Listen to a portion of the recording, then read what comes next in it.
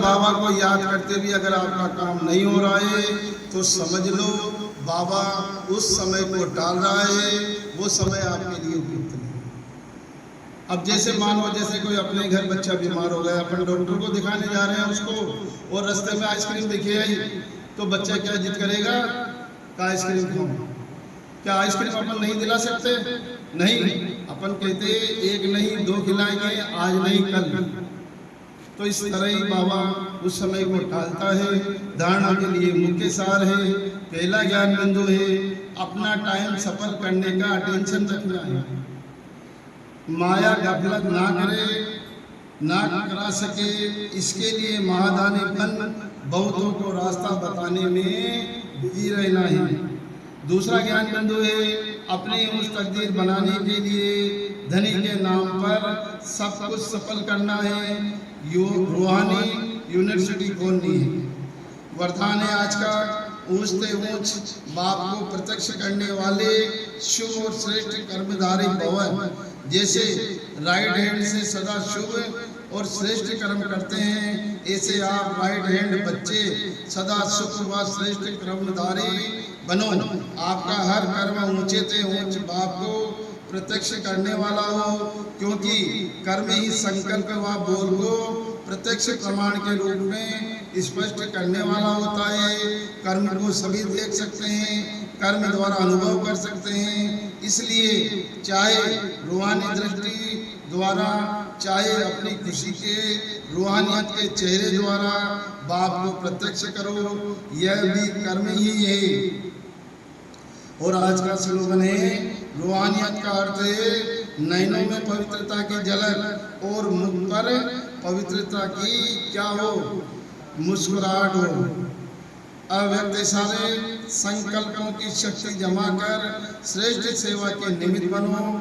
जैसे आजकल सूर्य की शक्ति जमा कर कई कार्य सफल करते हैं, ऐसे आप संकल्प की शक्ति जमा करो तो औरों में भी बल भर सकते हो, अनेक कार्य सफल कर सकते हो।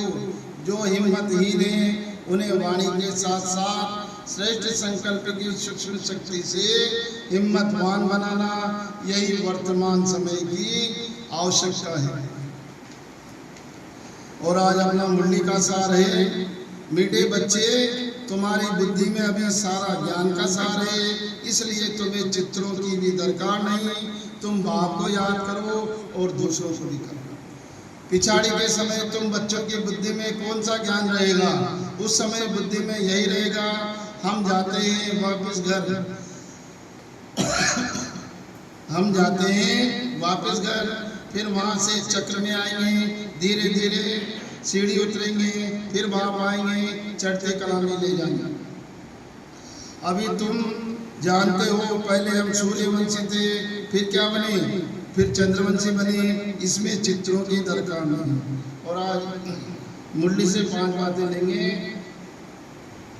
तो पहली बात तो हो गई हमारी, तुम्हारी बुद्धि में अभी सारा ज्ञान है, तुम्हारी बुद्धि में अभी सारा ज्ञान है।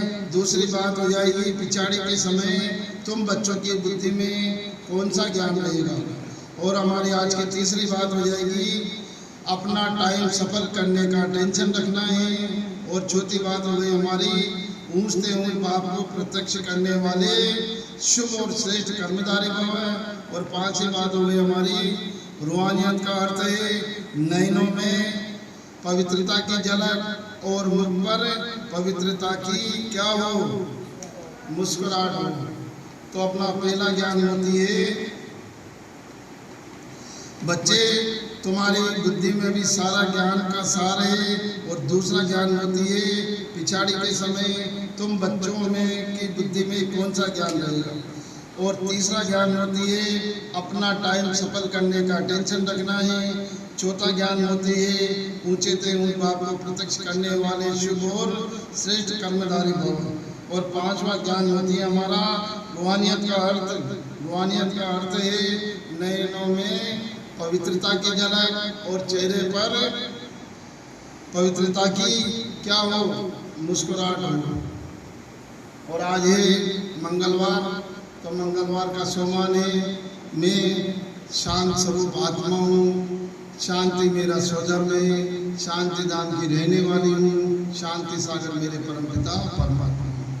और आज बाबा से संबंध, बाबा परम शिक्षक और मैं उनका विद्यार्थी। और आज का व्रत है जमेला, दिन भर जमेले से मुक्त रहो। ओम शांति।